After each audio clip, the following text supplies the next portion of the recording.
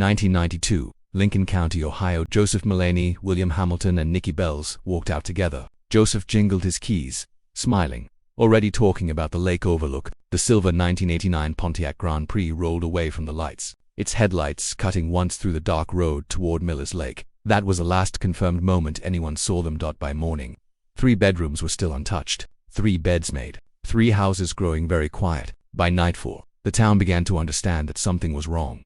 What happened after that moment would stretch across decades, buried beneath rumor, memory, and eventually the ground itself. And if stories like this matter to you, the ones that refuse to stay silent, then you already know why people quietly subscribe to follow what comes next. The initial report was filed Sunday evening. At first, deputies treated it as routine. Post-prom disappearances were common in spring. Late parties, impulsive road trips, a weekend of rebellion before graduation. One officer was overheard telling Joseph's father, "They'll turn up by Monday morning." That confidence had collapsed. Search teams assembled along the rural roads between the banquet hall and Miller's Lake. Volunteers lined the ditches and cornfields. Bloodhounds were brought in and pressed against photographs. Helicopters drifted low over ponds, quarries, ravines, their lights brushing across fields of dew and fence posts like pale fingers. No skid marks, no debris, no sign of a crash. The Pontiac itself had vanished.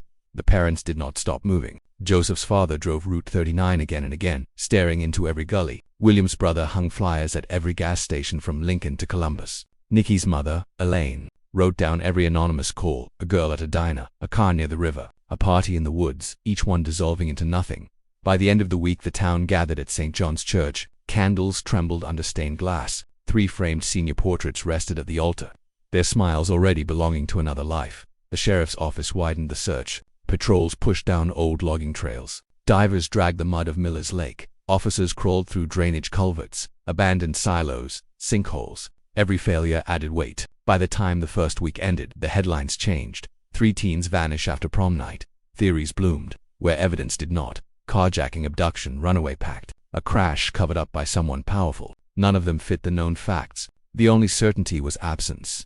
By August, a fisherman reported tire tracks near Bell Creek. Divers found nothing. In fall, hunters claimed they'd seen metal in a ravine. It was a refrigerator. Winter came. Fog curled over the lake. Teenagers began daring each other to park near the overlook at night, swearing they could hear faint music across the water. Parents could not bear those stories. They did not sound like ghosts. They sounded like unfinished sentences. In early 1993, Detective David Kirby took over the file. He reviewed everything: maps, calls, photos. He noticed something new: an industrial development site less than 2 miles from the banquet hall, under construction in the weeks after the disappearance. Fresh concrete had been poured. Kirby wrote it down. There was no proof, no suspicion, nothing to pursue. The idea of a car beneath a foundation seemed impossible. By summer, the search fund was gone. Billboards came down.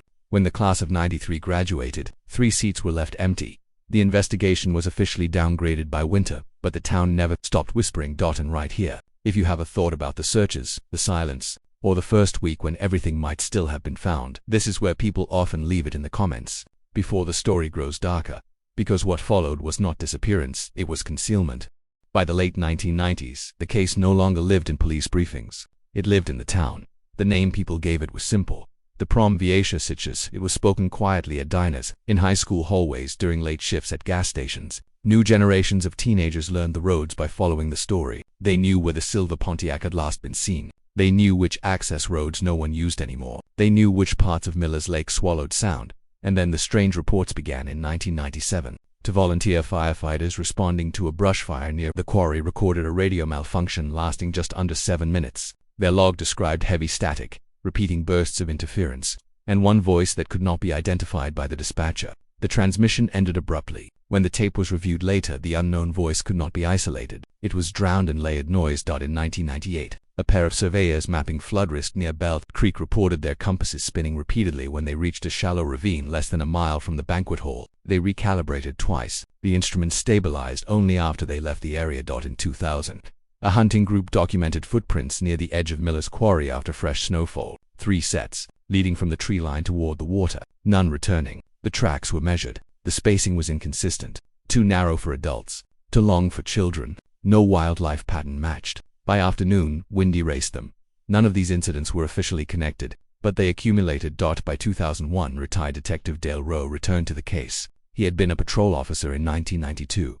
The disappearance never left him. He followed an old tip about a service road once running behind the quarry, later buried beneath the development. Rowe brought cadaver dogs. The soil showed disturbances consistent with erosion. Radar scans revealed nothing conclusive. Still, Rowe left convinced they were standing near something important.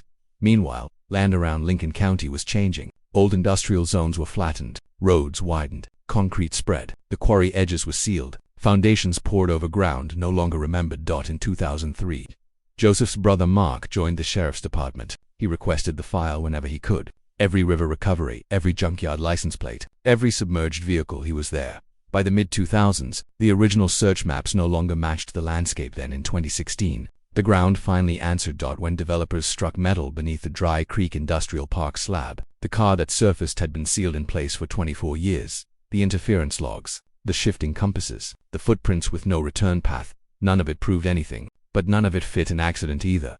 And if this is the moment that unsettled you when routine reality began to fracture, you already know why people press like on stories like this, trying to mark the place where something changed.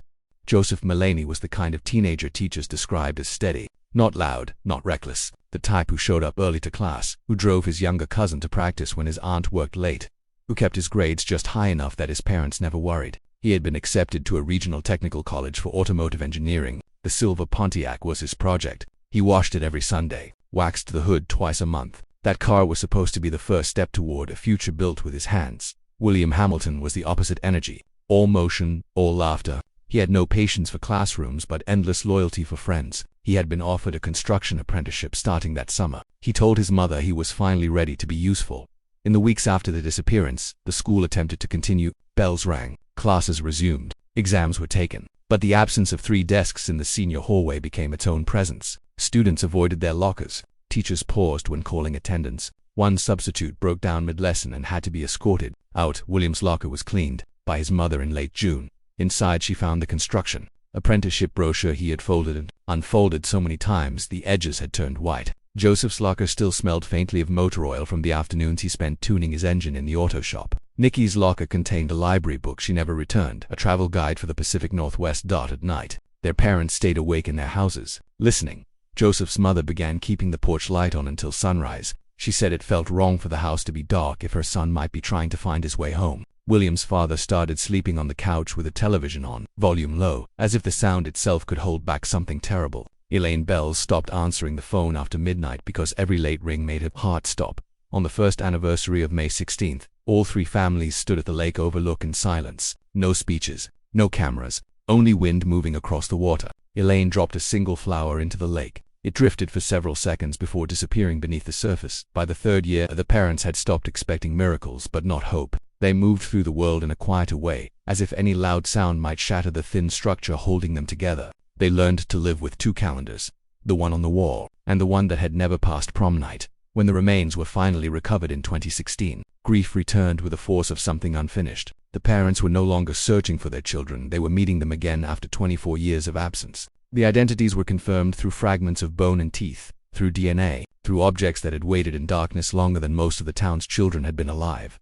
Joseph's father held the recovered car key for nearly an hour before returning it to the evidence technician. William's sister refused to leave the site when the class ring was removed. Elaine collapsed when they handed her the bracelet. They did not say much. They did not need to, because for them the story had never been a mystery. It had been a wound that never closed.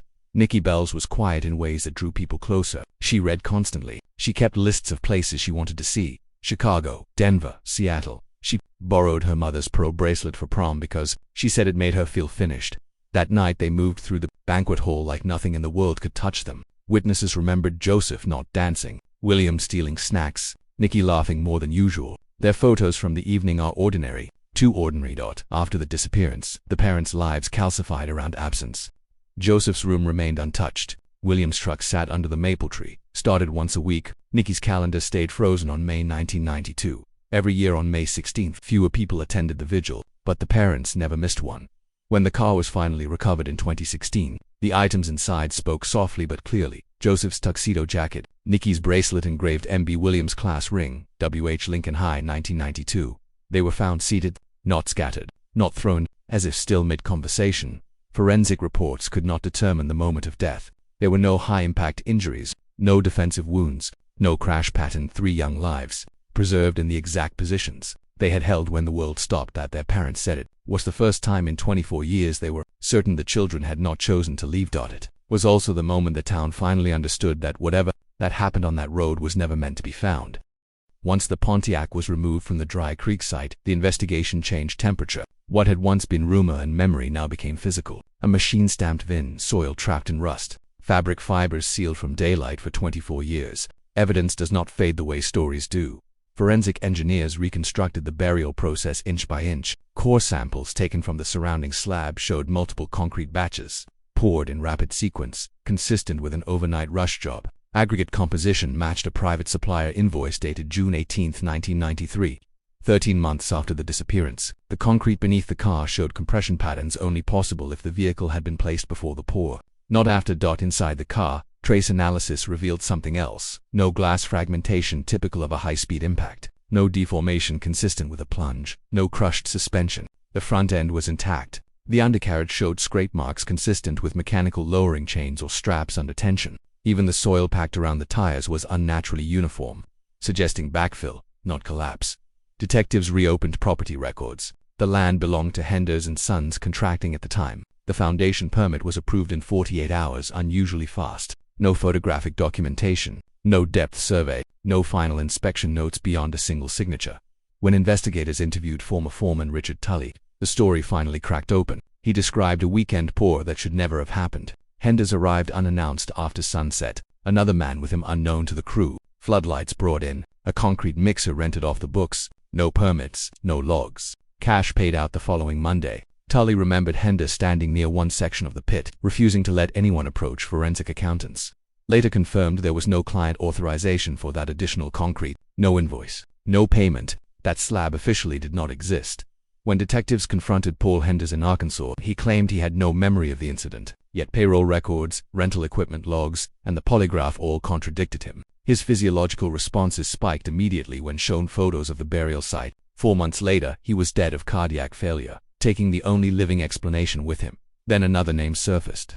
The county building supervisor who had approved the slab. He lived less than a mile from the Mulaney home in 1993. His inspection report contained no measurements, no site photos, no anomaly notes. He declined interviews. He retired months after the discovery. By spring 2017, the sheriff's department released its conclusion: accidental but suspicious. The official theory claimed the teens had driven into an unfinished pit in 1992 and been unknowingly sealed beneath the foundation.